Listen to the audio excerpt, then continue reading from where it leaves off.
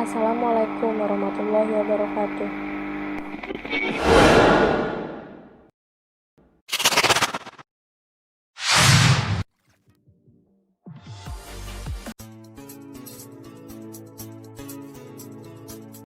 Menurut blog pengajar.id, usaha adalah setiap kegiatan manusia untuk mendapat apa yang mereka inginkan.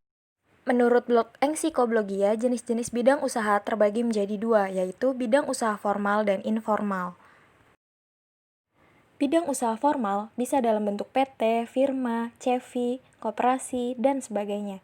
Sedangkan pada bidang usaha informal bisa berupa tukang bakso, penjual asongan, penjual buku-buku bekas, dan lain sebagainya. Menurut blog Vidya Nurul Maulidah, bidang usaha terbagi menjadi bidang agribisnis, bidang perdagangan, bidang produksi, dan bidang jasa.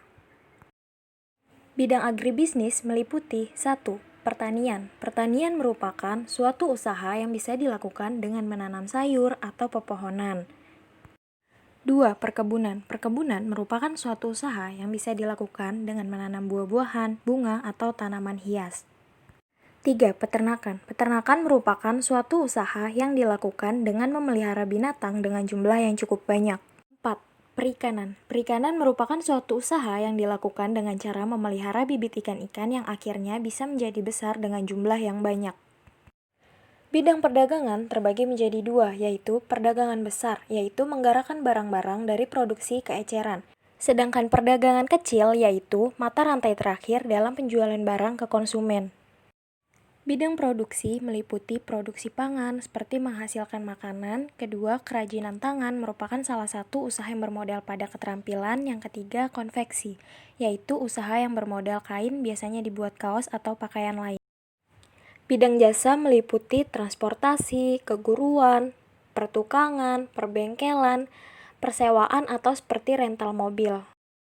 Mengapa seseorang memilih usaha tersebut? Menurut blog Vidya Nurul Maulidah, mengapa seseorang melakukan usaha pertanian dan perkebunan? Itu karena usaha jenis ini prospeknya sangat menjanjikan, seperti ketersediaan beras, sayur mayur, dan lauknya dituntut oleh setiap orang. Bahkan pada perkebunan, seperti buah, itu adalah salah satu makanan yang selalu dibutuhkan sebagai pelengkap makanan pokok. Alasan seseorang melakukan usaha perikanan karena konsumsi ikan di masyarakat sangat tinggi. Alasan seseorang melakukan usaha peternakan karena banyak sekali manfaat yang bisa diambil seperti daging, susu, telur, dan bulunya.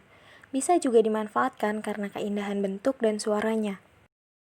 Alasan seseorang melakukan usaha perdagangan karena waktu yang dimiliki fleksibel, tidak terpaku pada jam kerja, dan bisa berdagang apapun sesuai apa yang kita mau, dari hal kecil sampai hal yang besar.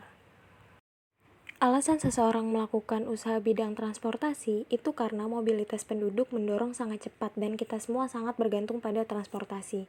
Sedangkan pada bidang jasa keguruan, sektor ini begitu mudah dan fleksibel, karena dapat dilakukan kapan dan di mana saja, cukup dengan modal dasar kemampuan ilmu dan kemampuan mengajar. Kita sudah bisa melakukan usaha di bidang jasa keguruan. Sedangkan alasan seseorang melakukan usaha bidang jasa pertukangan karena pada sektor ini masih sangat terbentang luas karena perumahan merupakan kebutuhan primer manusia. Sedangkan alasan melakukan usaha bidang jasa perbengkelan karena pada usaha ini memungkinkan untuk digeluti karena dilihat dari kehidupan sehari-hari, barang elektronik merupakan piranti pendukung dalam kehidupan. Sedangkan untuk usaha persewaan, menurut blog liputan6.com, mengapa seseorang melakukan usaha tersebut? Karena banyak orang-orang yang tidak ingin sulit, seperti tidak ingin melakukan perawatan mobil, membayar pajak, dan lain sebagainya. Dengan adanya rental ini, kita cukup dengan melakukan reservasi, kita bisa memilih kendaraan dan memberikan jaminan, lalu kita bisa langsung menggunakan kendaraan tersebut. Alasan seseorang memilih produksi pangan, selain modalnya tidak terlalu banyak, usaha ini juga termasuk menjanjikan, karena laba yang didapat bisa 50% lebih dari omset. Sedangkan pada usaha kerajinan tangan, itu karena konsumen tidak hanya satu segmen, semakin indah suatu karya, semakin sangat potensial untuk bersaing.